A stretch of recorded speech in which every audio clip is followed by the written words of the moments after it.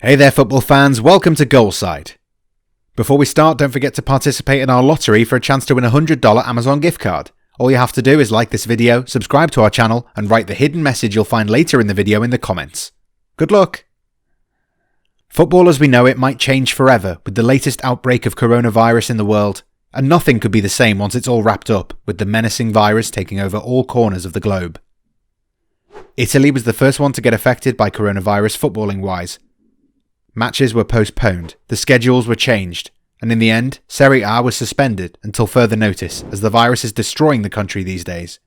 The other top 5 leagues followed suit. Premier League was the last one to give in, but just ahead of the weekend the FA decided to postpone the whole league, pushing back the continuation date. The first and most obvious aspect of coronavirus's effect on football is the financial one.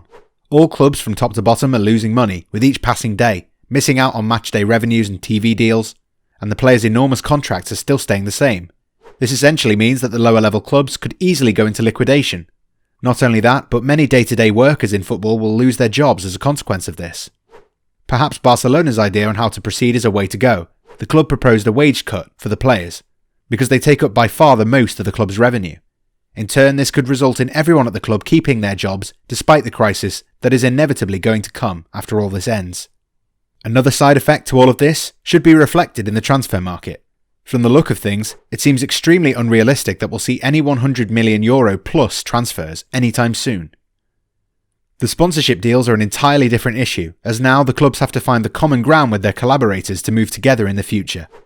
However, even though the finances are a big question mark, there's something far bigger than that, the football itself. Nobody knows how the league seasons will end. UEFA agreed to postpone the European Championship to 2021, and leagues from all around Europe will have to find a way to finish what they started as the season approaches its final hour before lockdown. The key issue here is the players' contracts. The contracts all around Europe are structured so that they end on June 30th, far after the last fixtures are played out. However, in this situation, the leagues could keep going on even past June, meaning that many clubs, especially the weaker ones, will be left without some of the key players in their squads due to their contracts running out. This is the worst case scenario for everyone, and the rumblings have it that the league leaders are determined to finish the leagues by the end of June, even if it means league matches playing twice a week until the end of the season after it resumes. On the other hand, the Champions League will probably introduce one-legged ties on a neutral ground from the quarter-finals on, in order to shorten the competition as much as possible. UEFA's chairman, Alexander Ceferin, remained optimistic about the footballing future amidst the coronavirus crisis. We are dealing with it, and we are confident we can deal with it. You don't know how many big concerns we have. We have security concerns, political instability, and one is also the virus. Let's try to be optimistic, not think about dark scenarios. There's time for that later. Even though everyone is getting the short end of the stick with the ongoing crisis, there's one special case of a club's unluckiness that knows no limits. Liverpool.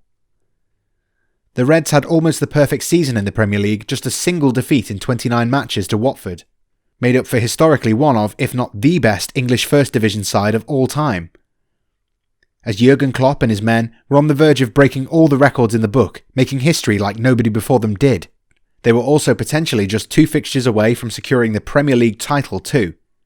The trophy they've been waiting for 30 years, as the last time they took domestic glory was in the 1989-90 season, but it just looks like they're cursed now. The following season brings even more problems for Klopp, with Sadio Mane and Mohamed Salah participating in the African Cup of Nations in January of 2021, meaning that they won't be available for part of the next season. All of this makes the season's triumph even more important, and with Liverpool rising on a global scale, the virus pandemic could hit them very hard as things stand. There are no clear winners in this either. Manchester City's situation remains unsorted, with the citizens receiving a 2-year Champions League ban, but the whole process should take some time before it's completed, which means that City could have revenge on their hands if they're given a chance to play in the Premier European competition next season. While the clubs on top of the pyramid will have a hard time compensating their losses, it's almost nothing compared to the lower division teams. Those teams are heavily reliant on matchday income as their primary source of funding, and more often than not, they're living from year to year, barely covering their losses and getting by as it is. The coronavirus complicates everything by a large margin. These clubs may be able to cover their expenses, but the long-term forecast isn't looking good. This is why the clubs from the very top will have to unite in solidarity in order to help poorer clubs stay on their feet, especially the ones that have a close connection with their local community. The Bundesliga is a good example. Bayern Munich, RB Leipzig, and Borussia Dortmund already united and gathered €20 million as part of a solidarity fund where they will help the smaller clubs get on their feet after all of this is said and done. On the other hand, some individuals are doing their bits too. Pep Guardiola and Lionel Messi both donated $1 million each to the Barcelona hospital in order to fight the menacing virus. This is just one example, but players like Joshua Kimmich and Leon Goretzka launched an online platform where they want to collect money to fight the coronavirus. In order to get the initiative going, both of them donated $1 million each for the cause. Sal Niguez is probably the brightest example of a footballer taking responsibility for their local community. He's floating around an idea of an online platform where people will be able to apply for help or offer the help. But not just financially, but rather advisory, where Saul can use his influence and public profile to make changes with a hands-on approach, something we don't see every day in modern football. Some other football personnel, for example, Nigel Pearson, used his influence and publicly criticised the English government for the lack of action, showing that seemingly rough manager from the sidelines is well outspoken regarding the more serious issues. Talking about Boris Johnson, Pearson didn't hold back. I was totally underwhelmed by him last night, and by the lack of leadership and any clear messages. At times like this we need strong leadership, and it's important people have as much information as possible, and that any decisions are made for their well-being. They need to be made for humanitarian rather than financial reasons. Of course, the economy is going to be hit, but that can't be the main priority. In the end, public health always comes first, way above football. This is why the first and foremost task will be stopping the vile virus from spreading, which is partly why staying at home is so crucial these days.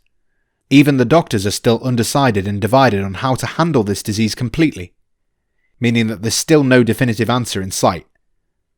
Some bad news regarding football are still arriving.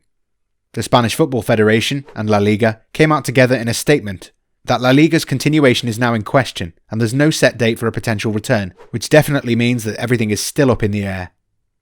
Whatever happens from now until the end of the coronavirus frenzy, one thing is for sure: everything will change in football. Some drastic actions could be taken to change the future of the game as we know it, and the power dynamics between the players and the club owners could take a big swerve, as they'll now have to work together in order to find a solution to the crisis we haven't seen in the modern era.